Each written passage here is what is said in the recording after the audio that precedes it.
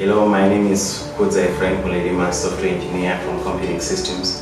So on the software service sector, Computing offer services like mobile app development, software development, web application development, artificial intelligence, and expert systems. So as a company, the main benefits of software as a service is the track of reports, is the track of events that are happening at a company. For example, we offer you an intelligent business intelligent portal where you can track your sales, you can track where to do the best delivery as per specific product, and also you become competitive in an environment where everyone is going digital. So the benefits of software as a service in the industry of Zimbabwe are paramount at this time and moment. For more information, come to Computing System or visit our website at www.computing.co.za.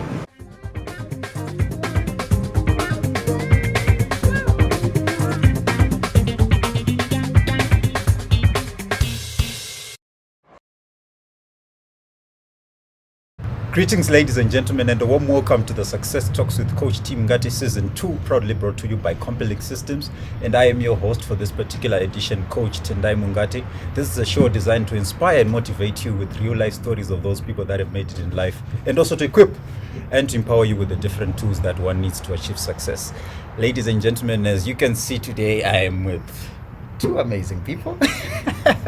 Very much honored. To my right, here I'm with Mr. Randy McIntosh, and to my left I'm with Miss Amy Stewart McIntosh. Mr. Randy, would you care to introduce yourself to our guests? Makadi, Diripo, Dinonzi Mandevu. I'm the artistic director of Kutandara. And Amy. Makadi Shamwari! Davey! My name is Amy Stewart McIntosh, also known as Achiera or Amai Liza, and I'm the executive director at Kutandara, and so happy to be here with you today. Wow, amazing. Yeah, so ladies and gentlemen, yes, I'm here with these two amazing friends of mine. So they are here in Zimbabwe from the US, and we managed, as Success Talks, we managed to have them.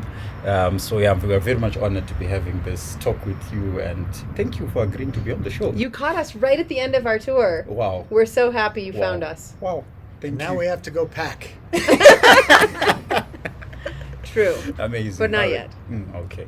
All right. So starting with you, Amy, please do tell me about Kutandara. What's it all about? Sure. Yeah. So Kutandara is an NGO in the U.S. based in Boulder, Colorado. We've been in existence since 1999, so we're going on 20 plus years. And our mission is to bring joy to people through the experience of Zimbabwean music. And both Randy and I were found by Zimbabwean music, found us in different ways, and we felt so blessed to have been introduced to Zimbabwean music and culture, and so many friends from this side, that we felt moved to share it with others and teach about the beauty and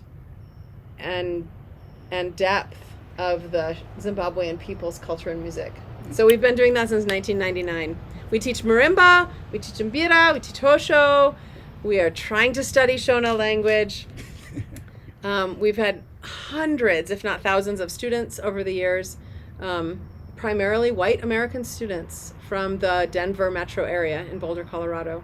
And we've done 2 tours to Zimbabwe, 2017 and 2018, with some of our good friends in the US. And everyone that we've had the opportunity to introduce this music to has been touched by it as well. Yeah, thank you very much, Amy, for sharing that with us. And what's fascinating is that you are from America and you're teaching these instruments. Maybe moving on to you, Randy, how did you learn these instruments?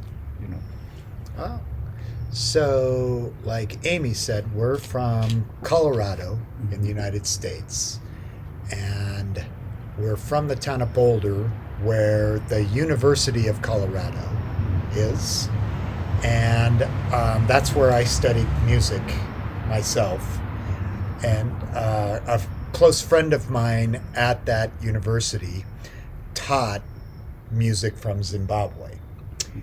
So that's where I cut my teeth on music. This was a guy also from America, white guy, but he loved the music and wanted to pass what he'd learned on to others. So I decided I wanted to see what this was all about. So that's how I started, and I liked the community aspect of a group of people learning a style of music that was from beyond our borders, and how we connected with each other as a result of that. And so that's through those friendships, that's how we've ended up here. Wow, amazing. So thank you very much, sir, for sharing that with us. Amy, moving on to you. What are some of the successes so far that you have achieved in this journey of teaching and touring Zimbabwe and even America? Yeah, sure. I mean, I think the biggest success that we've had is maintaining Kutandara for 20 plus years. That's primarily what we do.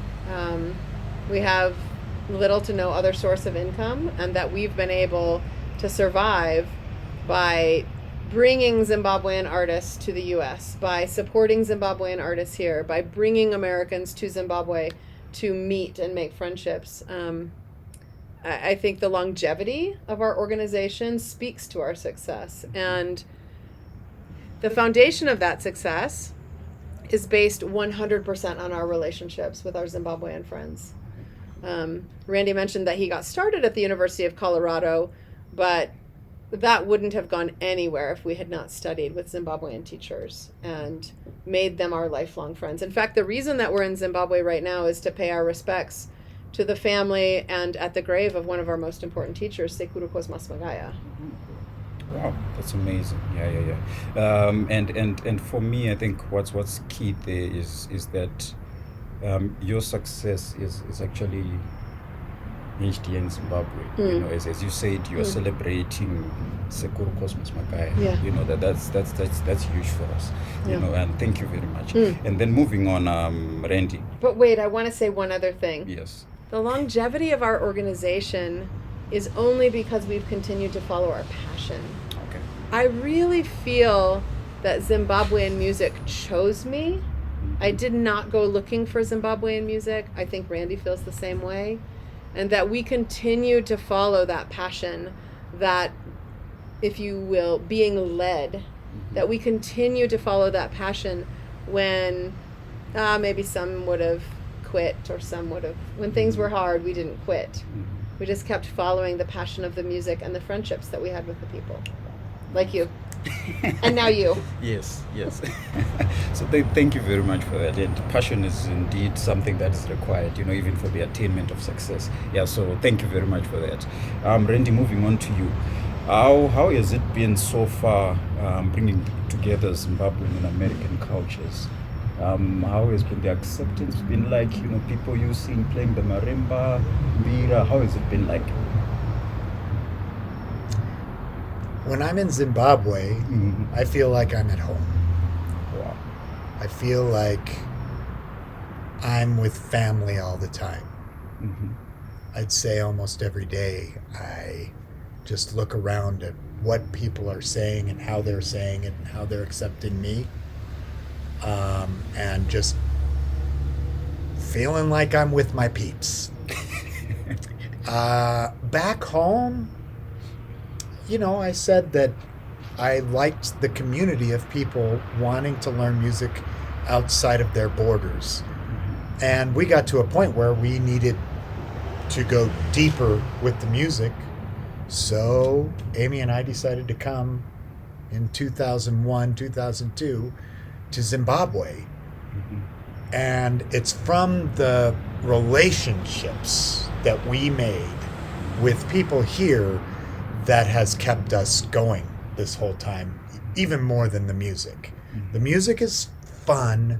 The music is deep, is life-changing, but our friends here in Zimbabwe and how we interact with them, with our friends back home, keeps it going.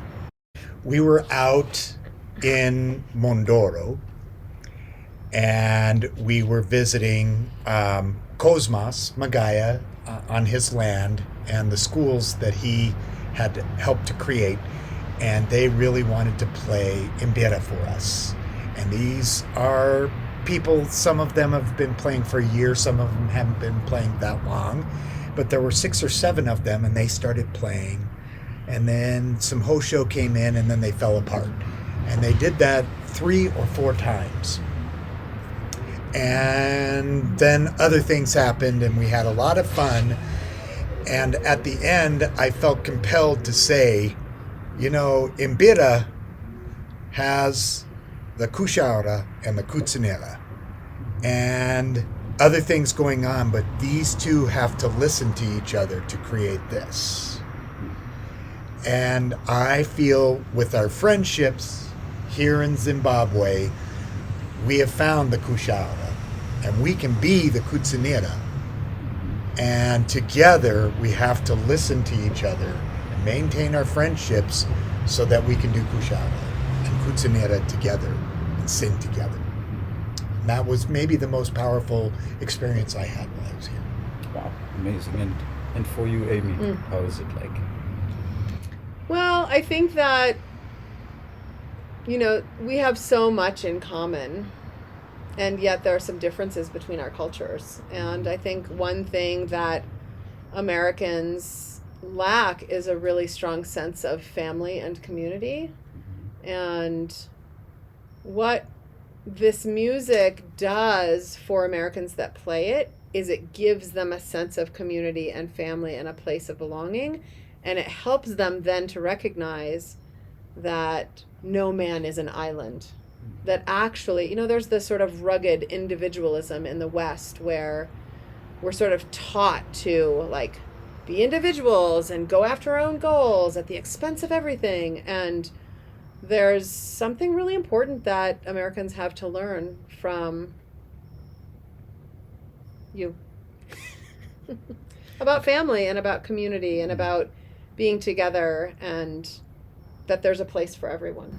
Wow, amazing. Thank you very much for that essential lesson of unity. You know, and I think it's a very important one here in Zimbabwe. I think it's something that we are taught, and Yes. as you mentioned, you would like our friends in America to also learn that. So yeah, Zimbabweans, well done. Okay, viewers, we are going to take a short break. Please do share so that many people can watch this episode. We're going to take a short break. Thank you.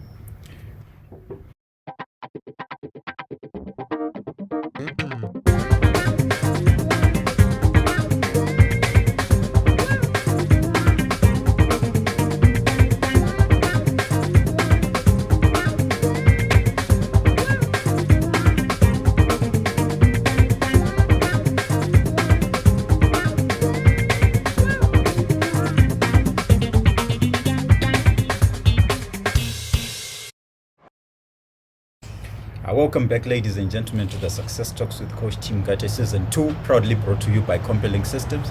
And today I'm with these 2 amazing friends of mine from the US, Randy and Amy McIntosh. And before the break, Amy, you were talking about the differences in culture here in Zimbabwe. Please then talk to us about the differences in lifestyle that you've seen so far in regards to music and even in general between Zimbabwe and America. Oh. Well, I know that all of us are busy, right? We're all busy trying to make things work. Yeah. And that's true in the US and that's true here. But I think that, I mean, I don't want to generalize, but I think you're asking me to. So I'll say, like, in general, people in the US, when they become adults, they move away from their family.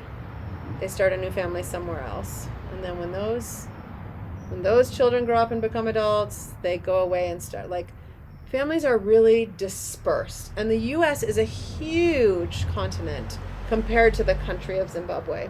Of course, it's nowhere near the size of Africa as a continent, but it's very large, and many people in the US stay very far from their families and only see them maybe once or twice a year. But what I notice here is that even if you are not staying in Kumusha in your rural home, you're going there on the weekends, or you've brought your family to stay in the city and you're looking after them. You know, I know just even in the short 2 weeks that we've been here, that many of our friends have checked in on their moms and their sisters and their fathers and their tetes many times just in the 2 weeks. And I would say that's not the case in the US in general. Of course, we love our families, we love our parents, we love our aunts and uncles, but we don't have that same strong sense of extended family that I found here. And I think that's lacking. I think we have something to learn there. All right. And in music-wise? Well, I mean, Zimbabwean Mbira music, Shona Mbira music is very complex. And I think that what I would say about music in the US is that at a very young age, you are told whether or not you have a talent for music, and that only people who have a talent for music are encouraged to make music. And what I've noticed here, especially staying in Kumusha in the rural areas, is that everyone has a role to play. If it's dancing or ululating or clapping or singing, not everyone can be Gwenyambira, right? But it's not just about the Mbira players. They're the Hosho players. Everyone makes the music together. And in the US, it's like, there's the one soloist, and they have polished and perfected, and everyone else is very nicely watching. And not to say anything about Western music that's negative or bad, but there is something about Zimbabwean music that is complex and deep and takes everyone to make happen. Wow. I feel proud to be Zimbabwean. Yes, you should. Yes, please. I really feel proud. Okay, moving on to Randy. Please share some of the challenges that you might have faced in this journey, trying to teach. Please take us through some of those challenges. Well, one of the most recent ones is and was COVID.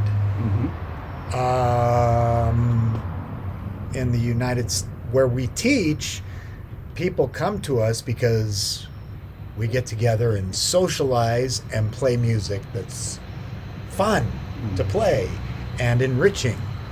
And suddenly, almost all of that was gone. You can't come together to socialize. And then if you want to play, it's going to be over Zoom. And so there's 6 people all over trying to play at the same time. And if you want to learn how much latency there is on your computer compared to the person on the other side, play marimba. Yeah. Dunk. So figuring out how to do that was very challenging. And to figure out how to keep people engaged was very challenging. And then as soon as we could start to bring people back in, how to make them feel safe, how to give them a sense of normalcy in their life, how to play marimba in 3 different rooms instead of all as close together as we can get so we can watch and see. That was very challenging. And then when performance venues started to open up, how do we put a performance together when we're practicing in 3 different rooms? So there's a lot of the challenges. Okay.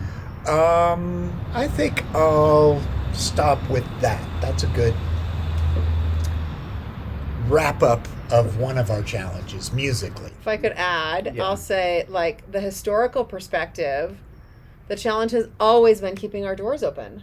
Like, how do we make enough money to pay the rent at the studio and pay the electricity bill and pay the teachers and bring Zimbabweans and host Zimbabweans and offer workshops and make CDs. And, you know, it's hard to be a musician anywhere, I think.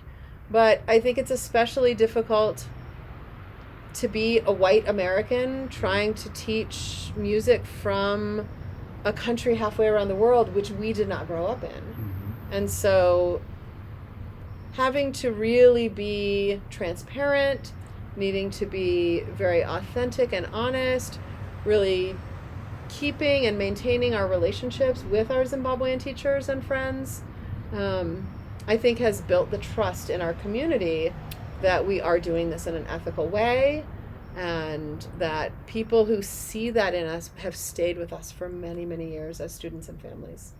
Wow. And our whole family actually has committed our lives to this project. There's no, like, you know, in America we would say, like, sitting on the couch eating bonbons. Like, it's not easy. Like, we are working all the time. Thank you very much, Amy, for sharing that. Yeah, and I think the important thing that you mentioned there was you managed to overcome those challenges. You didn't just leave them there, but you managed to pull through those challenges. Moving on. On this show, we believe in books. We believe in personal development. Are you guys readers? Do you read? Yes. Maybe I'll start with you, Amy. What are some of the books that you would recommend anyone who wants to be successful to read that have helped you? I did not know you were going to ask this question because I have not seen your show yet, but now I'm going to go watch all the episodes. Well, it's such an interesting question that you ask, because the book that I want to recommend is the book from which comes the quote I told you about yesterday. Mm-hmm. And it maybe on the surface doesn't seem like a self-help book or a personal growth book, but it's the Tibetan Book of Living and Dying. Okay. And from a Buddhist perspective, relates how people in the Western world, it's written for a Western audience, can embrace Buddhism and, I'll just say, like, live in this moment. Okay. Live in this moment. And it's a very fat book. And so you can't read it in one night. You must read it in small bits. But there are many life lessons in that book. Mm-hmm. And I think everyone should read it. The Tibetan Book of Living and Dying. Mm-hmm. Wow. And for you, Randy? Especially in the last 2-3 years, listening to podcasts have been very important to me, and 2 of which are also books. How I Built This from National Public Radio and NPR by Guy Raz. He interviews people who have become success stories, kind of like this. And I love listening to that and seeing how people overcame their challenges and figured out how to plug new things in to create amazing companies. Brené Brown's Dare to Lead is another one. Any book by Brené Brown is very important, and her TED Talk is one of the most popular TED Talks ever. Brene Brown. And then I'm going to add The Soul of Mbira by Paul Berliner. I learned so much about understanding another culture and another culture's music through being a part of that culture from that book. And now he has a new book out, The Art of Mbira, which is all about Cosmas Magaya and how he learned all of the music in his repertoire, and how he grew up. And I can't imagine a better way to learn about the music that we love. Okay. Wow. I feel challenged. You know, I thought I was a reader, but yeah, the books that you mentioned, I haven't even read one of those books. Yeah, I'm challenged. Thank you guys for Good. challenging me. Good. It means that I need to update my library as well. So yeah, thank you guys, and we are getting to the end of the show. Thank you guys for coming through. Our and pleasure. For sparing your time. Our pleasure. You know, I know you're busy people. No, it's great to be with you. Yeah, thank you very much. What would be your last words of encouragement to our viewers today? Maybe I'll start with you, Randy. Believe in yourself. Okay. Don't stop believing in yourself. Hold on to that feeling. And follow your passion. Keep it going. Mm-hmm. You stole mine. Wow. I was going to say follow your passion. Only good things can come if you follow where your heart leads. Keep doing what you love. Mm-hmm. Oh, we're going to do it together. Yeah. Kutenda kwa kiti kuri mumoyo. Chakanaka, onamukaka wurungwe. Machikichori chayo. Yeah. Machikichuri chayo. Ladies and gentlemen, thank you very much for watching this Success Talks episode. This is Success Talks with Coach Tim Mungate. Please do follow us on social media, on all our platforms. Please do subscribe to this channel, Dreams TV. And from me, Tendai Mungate, our sponsors, Computing Systems, and the crew behind the scenes, and my white friend here. It's a wrap. Let's meet in the next episode.